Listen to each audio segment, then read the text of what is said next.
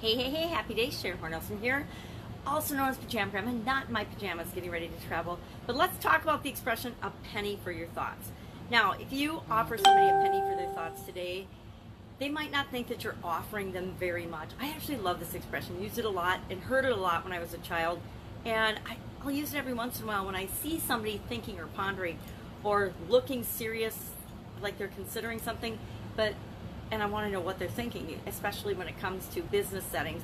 If we're looking at, or if we're in a team meeting doing a project together, from having a meeting or a conference with somebody, I want to know what they're thinking about the topic that we're talking about a project or an investment or an opportunity or something. I'm going to ask them. I'm not just going to guess and assume I know what they think. I'm going to ask them.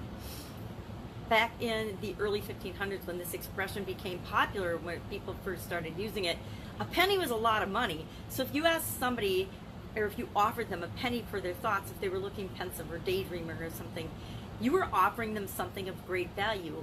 And so it was a compliment to ask somebody, or offer someone a penny for their thoughts. My question to you is, how do you find out with the people that you interact with what they're thinking, how they're feeling about something? In our personal relationships, this is critical to, good communication is the basis of a relationship. In our business relationships especially. How about your customers?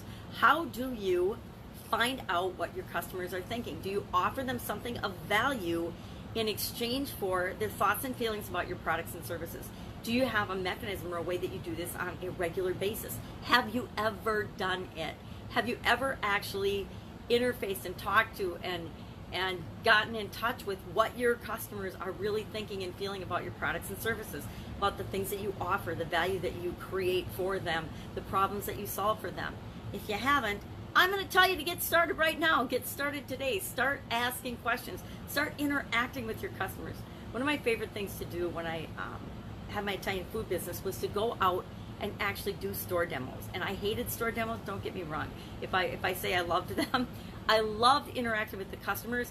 I hated store demos. I was in the frozen food section. We did handmade frozen Italian food, no preservatives, no additives. So it had to be frozen immediately upon manufacturing so that it would stay fresh and people could enjoy it, and it made it taste awesome.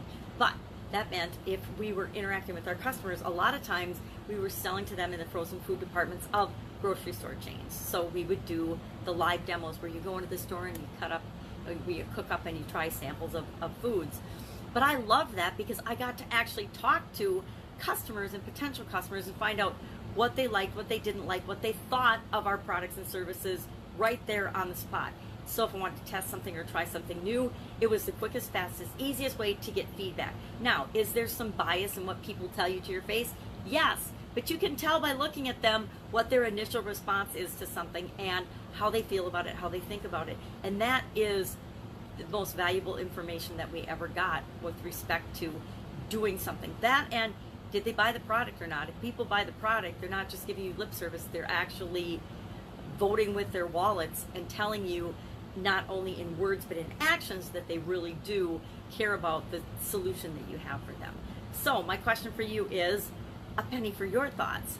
What have you done and what are you doing to find out what your customers, your significant others, your employees, for heaven's sakes, the people that you interact with, your vendors, your partners, what are they thinking? Have you offered them a penny for their thoughts lately? And if not, I'm going to say just start making a daily practice to communicate with people and ask them questions to find out what they're really thinking and how they're really feeling about their interactions with you personally as well as with your business.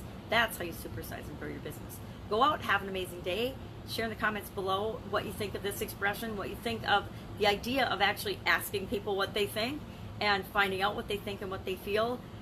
Do you think that's of value, or do you think I'm just full of hot water? Hot air, mostly hot air, right? Have an amazing day. Catch you tomorrow. Bye. I would love to offer you a penny for your thoughts.